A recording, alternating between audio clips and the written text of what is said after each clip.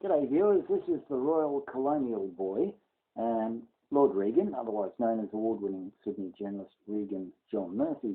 I thought I would help some of our new arrivals in Australia, certainly in the last 5 to 10 years, who may not have English as their first language.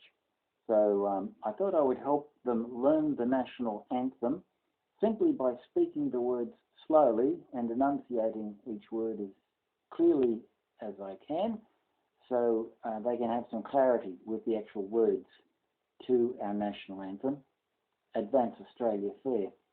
If you want to see the words, go to my website, the Royal Colonial Boy. It's only 2 verses. You should be able to learn them certainly within a few weeks, if not a few days. But it's a song that means a lot to us, a poem certainly that means everything to us, and we hope it does for you too. Here now are the words to Advance Australia Fair, read by the Royal Colonial Boy, Lord Reagan. Australians, all let us rejoice, for we are young and free. We've golden soil and wealth for toil, our home is girt by sea. Our land abounds in nature's gifts of beauty rich and rare. In history's page, let every stage advance Australia fair. In joyful strains, then let us sing, Advance Australia fair.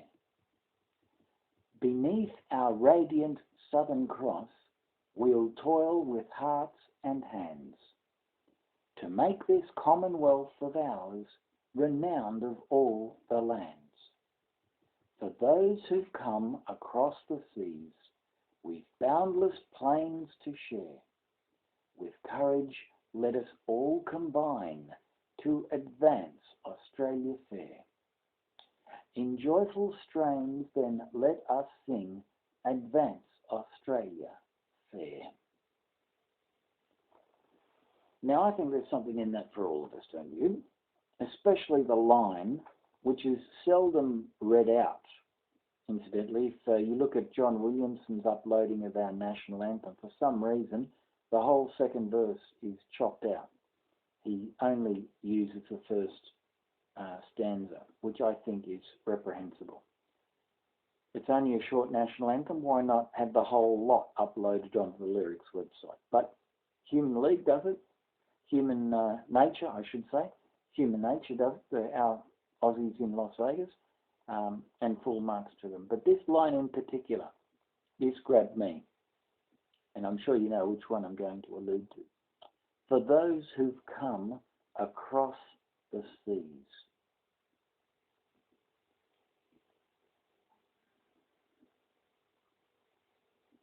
How many Vietnamese boat people did we bring in the 70s? And how many of them settled peacefully and safely, and they built great lives and great businesses and employed a great many people? I'll tell you, thousands. I'm not saying this in opposition to our turn back the boats policy. I think we needed it. 20 and 30,000 people a year coming in illegally is not the done thing. Things have to be done ethically, properly, and in cases of hardship where people are escaping torture, of course, when we find out all the facts as well and as quickly as we can, let's take them in, let's shelter them, let's nurture them. But there is a fear with the world of terror in which we now live, and the government is facing this now, that we only need 1, 2 or 3 people to smuggle themselves into our country and they can cause bedlam. We could have a mini 9/11 or another siege at Martin Place if we're not careful. So please just be a little bit tolerant with the government, whether it's going to be Liberal or Labor. It doesn't really matter. Each government is going to have problems with our immigration policy. We need to, I believe, bring in at least 2 million bona fide refugees in the next 15 years. So by 2030, we need 2 million extra refugees to settle in rural areas, regional areas of Australia, and have the infrastructure built and create employment there, so doing, to support these towns where, as a first 5 to 10 years of settlement, these people can learn about Australia and blend in with us. And of course, Australians are welcome in those towns as well. It's not like a leper colony, for goodness sake. It's a way of giving them something much better with dignity and grace than the detention centres that we have at the moment. Okay, I'm just throwing it out there. I think if we can land a man on the moon, why, in God's name, can't we settle inland Australia? And some of these people have come from hostile climates, economically, politically, but also weather-wise, and some of them would like the regional climates of Australia.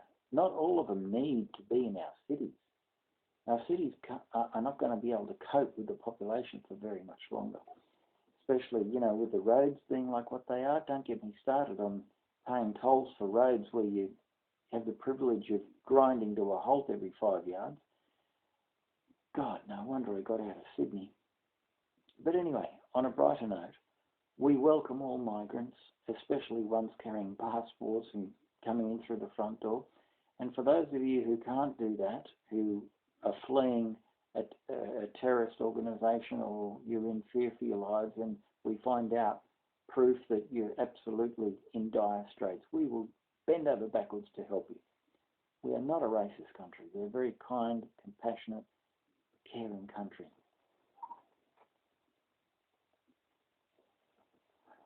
Sometimes a little bit teary.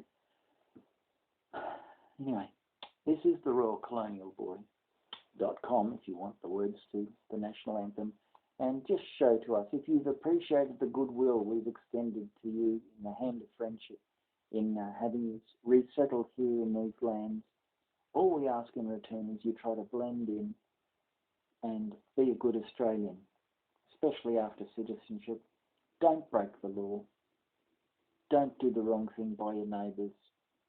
Try to be a good citizen at all times and become a role model, not just for your family, but for the local community in which you live. Thank you very much for watching and listening. It's been a privilege sharing our Australian national anthem with you. And if you want to contact me, my contact details are on the website, the Royal Colonial Boy. And if you've got a function you want to invite me to, I'd be happy to come along, and I won't charge you a cent. Or if you insist on paying me, I promise to give 75% of whatever you pay me to a charity of your choice, not mine, even though I think the Royal Flying Doctor Service is something that inland Australia